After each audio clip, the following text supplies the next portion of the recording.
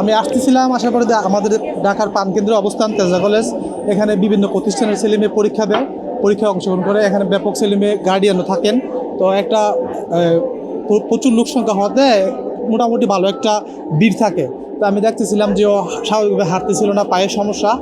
ওই পরিপ্রেক্ষিতে আমি ওকে দায়িত্ব নিয়ে হাতে ধরে ক্যাম্পাসে নিয়ে আসলাম, যেন যাতায়াতে আসা যাওয়ার সময় যেন কোনো সমস্যা না হয়, বাধা সৃষ্টি না হয়। তারই পরিপ্রেক্ষিতে তাকে একদম আমাদের এই 6 নম্বর ভবনে পরীক্ষা করছে, 654 নম্বর ভবনে নিজ দায়িত্বে পৌঁছে দিয়ে আসছি। আমি তেজা কলেজের 14-15 সেশনের ছাত্র, রাষ্ট্রবিজ্ঞান অনার্স মাস্টার্স করা। আমি সাবেক তেজা কলেজ ছাত্রদলের জয়েন্ট সেক্রেটারি, বর্তমান তেজা কলেজের ছাত্রদলের যুগ্ম আহ্বায়ক।